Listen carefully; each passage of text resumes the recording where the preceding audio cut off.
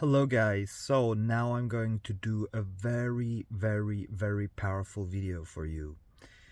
It's going to be called How to Protect Yourself from Toxic People, like narcissists. And the best way is to recognize them very quickly and clearly. And for that we use a term which I coined, so it's kind of like a neologism, toxic metaframing, short TM. And on some of my channels I've described TM, toxic metaframing, in detail, and it changed people's lives tremendously. Toxic metaframing is a neologism, or it's a term which is so important that it becomes a normal term in society. So what is toxic metaframing? Toxic metaframing is when somebody is unhappy in their life and their sacral chakra, their joy and sexuality is suppressed, which I call libido suppression, and they're not in their libido empowerment. This goes for men and women. Then they project their unhappiness to the outside. So I give you an example.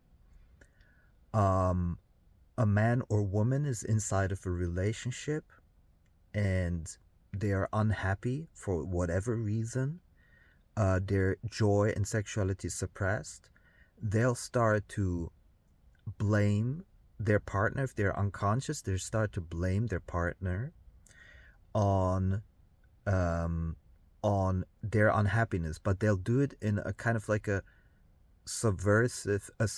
kind of like a subconscious level. So they go like, "You're always like this. Why do you never blah blah blah?" And so those are kind of like these toxic metaframes. Those are certain phrases that are intending to push down the energy by the other person, because the narcissist or toxic person believes that they are responsible for their unhappiness. But in effect, they are themselves responsible for not being able to give themselves joy and sexuality. So they completely externalize basically their true ability to create joy and sexuality. For example, let's say the man is unhappy about his wife, okay, or the wife is unhappy about their man. They'll start to do this instead of looking at what brings them joy and what brings them sexuality. And it's super important as a couple, for example, but this happens, it's in all society, not just couples. I'm just giving that as an example. It's important to sit down yourself and make a list as to what makes you happy and what gives you sexuality. And a good partnership, you then come together with those two lists and you can find a compromise as to what you do together and what you do separately, and try to bring joy again. And the opposite of toxic metaframing, by the way, is compliments. You can fix pretty much any kind of relationship by giving a compliment, by making it standard to give good, nice, short, authentic, real compliments. And the toxic person is usually very unconscious, and usually they don't have capacity to grow spiritually or consciously at all. So unfortunately, if somebody's super toxic and they constantly toxic metaframe, and they do push and pull and gaslighting and all of these techniques, then you will have no other option than to leave the relationship or to disconnect from them completely, because they're so good on what they're doing that the only thing that makes them grow is actually when you leave them alone, when they have no projection surface on which person they can project their misery. And they usually find someone else very quickly that makes them to get a victim. And so there's always a perpetrator, the one who started it, and there is the victim. And so the victim, sometimes as a retaliatory force in order to protect themselves, they also toxic metaframe. That's usually where it escalates very quickly and becomes dangerous. So it's like, you're stupid, no, you're the dumbest, and it goes back and forth. And that's where it escalates, but it's not the best way because it never becomes a conscious relationship. It doesn't get fixed that way.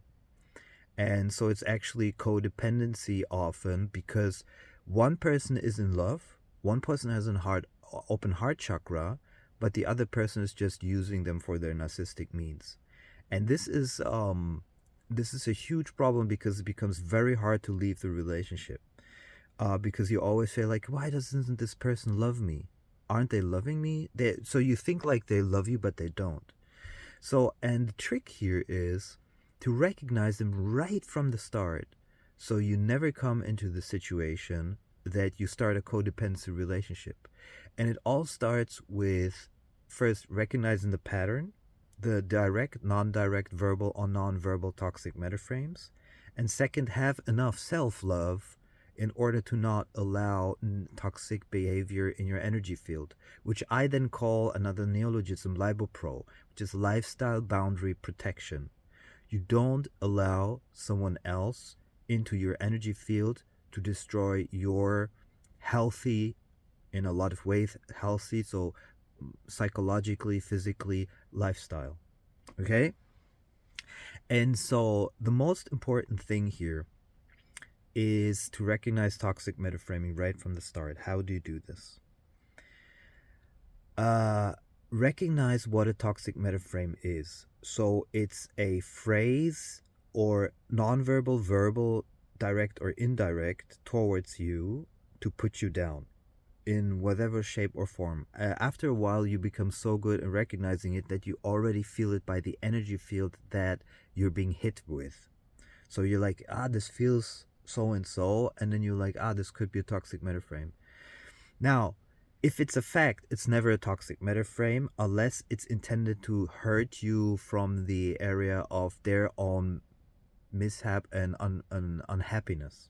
So if I told you or you told me, you're nobody, you're stupid, you are ugly, you are whatever, kind of like these. That's why it's called a metaframe, because it usually paints a larger general picture.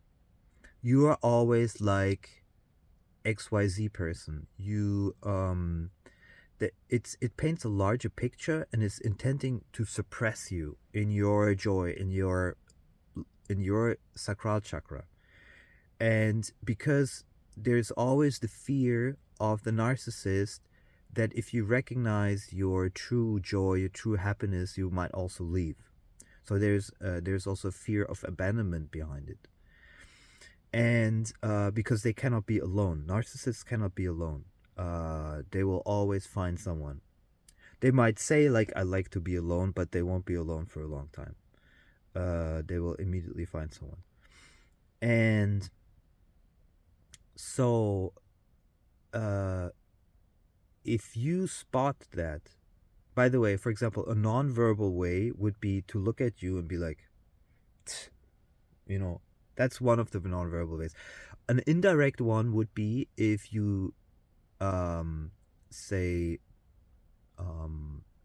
chat with someone on a messenger, say, or you're expecting someone to show up, and without them telling you, they just never respond, or they just take weeks to respond, or something like that. If they constantly do that, they have this kind of like, I'm more important than you, your time is not important, mine is. Those are also indirect toxic metaframes, nonverbal indirect toxic metaframes. So basically, if you start to understand the term and the energy behind it, you will start to see it in people. But you will recognize also, this is super important, there's like 5 to 10% of people never do it. They have none of this toxicity because they're in their own happiness or joy, or they're so conscious that they know it's their own doing or not doing that they have, that they lack joy or sexuality. For example, I might have a phase of where I don't feel so good, but I recognize it's my own doing, so I wouldn't never project it onto someone else. And bad relationships, look at bad relationships. If you look, they're only constructed out of toxic metaframes. This is so interesting. When you listen to toxic couples. For example, I was in a supermarket here in Spain, and there was a German couple behind me, and I understand German, and he was toxic metaframing her the whole time, but she was accepting it. And a lot of women accept it because they don't feel safe or sure on their own in the world, and so they accept the toxic behavior of the men. Often, also the root chakra is really low by the woman, so she doesn't have the confidence that she could survive on her own in this world. So she accepts the toxic behavior of the man just because he provides the financial means. That happens a lot as well. And it's really, toxic metaframing is a revolutionary understanding of where narcissism and toxic people, how they operate, and where how to recognize them quickly. And there's only one solution. You have you have around 3 to 4 solutions, but only one good solution to deal with them, and that's physically disconnect with them completely. It doesn't matter whether it's in the family, in your relationship, in society. The least amount of physical contact, the better. You cannot win against the narcissist. You cannot. It's impossible. And if if his or her soul plan is close to growing, then there might be a small window of sitting down with them and telling them about what toxic metaframing is, how it's affecting the relationship, and so forth. And but the likelihood is about 0.1%, if not less. And the other option is over toxic metaframing, and that's the worst you can do. So kind of like, you're stupid, no, you are like this, and so forth. And they, by the way, it's always blame shifting. They're never to blame. It's always you. It's always you. That's another sign. And that's also a toxic metaframe. Like, uh my life is super. It's you that you have a problem. Yeah. And the worst is if it happens in a family where you would expect, your parent loves you, but in effect they don't really. They're using you for their own narcissistic kind of means, and that hurts a lot because you assume a parent must love me, right? No, they're just using you energetically, and that's a tough one to swallow. And only disconnection, complete disconnection, helps. That's super important to understand. Let me see if there's the thing is, about the things that I explain, that I teach, there's always like another 1 to 2 hours to go on explaining everything. And I'll definitely explain it a couple of times, and I'll make prior notes also to not forget anything. And so it happens everywhere. 90% of the society does it. There's 10% of people who don't do it. You stick to those people, and the narcissists need to stay alone. They need to figure out on their own, why can't I connect with anyone?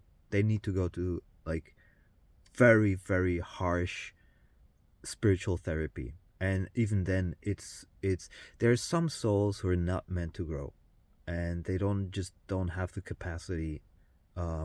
I call it like the battery's not loaded enough to get to the next level. So the toxic metaframer, and they will start right from the start. So in the very beginning, they might have a few tricks, like for example, love bombing, of course, or being super interested in what you're doing and so forth. Like, and then so like, I'm super interested in what you're doing, and then you're like, hey, I'm open, okay, let's. And then the next thing is like, nah, I don't have time right now, kind of like this.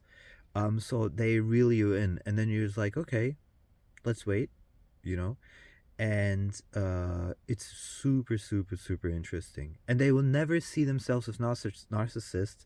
And if you tell them that they're narcissists, by the way, the best way to recognize that they truly are is they immediately blame shift. They put it onto you, and they attack you like crazy. They blame shift or attack you. That's the usual kind of like what happens. Because uh, uh, for example, for me, who I'm not a narcissist. So if somebody tells me a narcissist, it just goes out inside of one ear and outside of the other. I don't react at all. And since I understand the dynamic, I can even explain to them that I'm not a narcissist. And interestingly, a narcissist will never use I haven't come across a narcissist that tells someone else that they're a narcissist, because it would basically it would reveal themselves. They would reveal themselves. They don't even understand the concept of narcissism, because if they did, they would recognize it in their own behavior.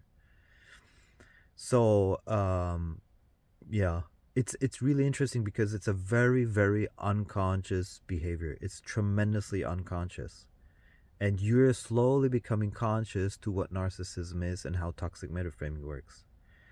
And some people, uh, then if I talk about toxic metaframing, they start to see it everywhere, and they like really recognize, wow, what he's been talking about, it really exists. Like, it's really out there.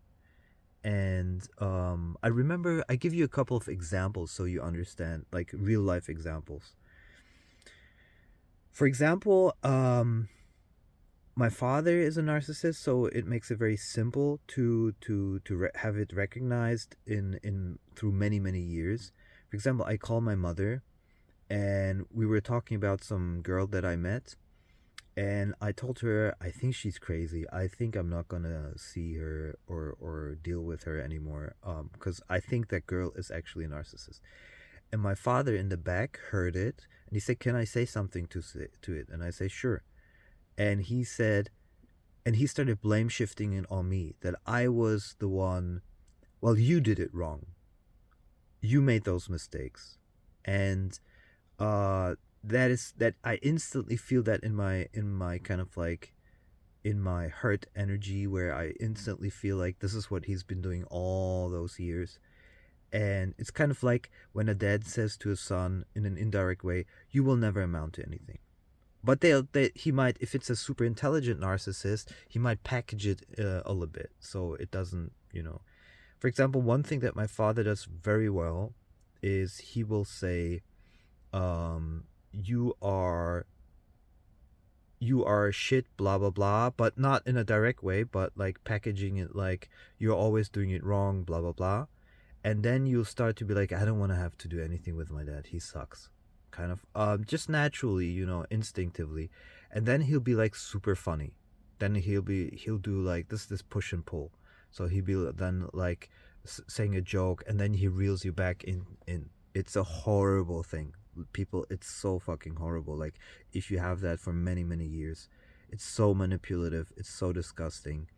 Anyway, so so I would say then he would shift it on me, instead of saying, "Yeah, it could be really that this woman has a problem," because he can't recognize it because he's a narcissist himself. So he would say, "Yeah, you're just acting wrong. It's not the girl's fault." And recognize also how many people are mentally ill in this world. They really have problems. So she might be anything from narcissist to bipolar, but she was doing toxic metaframing because she instantly blame shifted on me things that were actually her problem. One thing, for example, is this overgeneralization is so good for the narcissist because the other person is just totally confused. For example, she said, "I'm very I said, "Do we want to meet again?" Um, she says, "Where are you?" I said, "I'm here at this location." And she's like, "Why, that's super close." And I'm like, "Hey, do we want to meet?" And she's like, I didn't like the way you acted last time. I didn't like the way you acted last time. She doesn't explain anything. There's nothing that I did wrong. And I think it's literally a program that she has from childhood. She's playing with men who probably hurt her in some form or fashion. I'm like, what did I do wrong? What the fuck? Like, I was waiting for her 3 weeks to message me. And then I was like, oh, that was the moment I recognized she's a narcissist. Because that was overgeneralization. It was a toxic metaframe. I did something wrong, not her. I did something wrong. And she leaves me hanging with that phrase. And then I respond to it, and she becomes like, ha ha ha ha. She was laughing about my responses where I said, I think you're a narcissist. And I think you are, I think there's some toxicity in you. Like, what is this, what you're writing me? And she started laughing and be like, hey, maybe look at your own problems, like, and stuff like that. And it's really crazy. Like, if you start with this, it becomes a full disaster. So the sooner you recognize it, just block the person. No, don't write with them. No messages. Don't respond. If it's parents, it's a little bit more difficult. But even then, disconnect, disconnect, disconnect, disconnect, and look for people who don't do it. So, toxic metaframing is literally putting a meta, a larger frame over you, generalizing often. Like I said, for example, I didn't like the way you behaved last time, and that's it. Nothing more. And the problem is when you start to talk to them then and be like, what do you mean? They can play with you. They can be like, yeah, well, or they won't just say it even. They'll just leave you with that. They basically, it's like, it feels almost like if you're a tree and they start like with a chainsaw, they're slowly going into the tree. It's like you can't do anything about it. It's really, really horrible. And I would love to hear your stories in the comments about narcissistic behaviors by your, or toxic metaframes. Give examples of toxic behaviors and toxic metaframes from people around you, the things you've experienced in your life. And everybody has experienced it because, like I said, 80 to 90% of people are toxic outside. And the healing comes with the decision for higher harmony. I will do things which give me higher harmony in my energy field, and that allows you to go into self-love.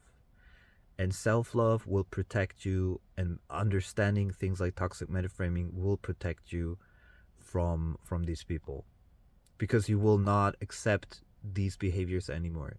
You will only accept self-love and higher harmony.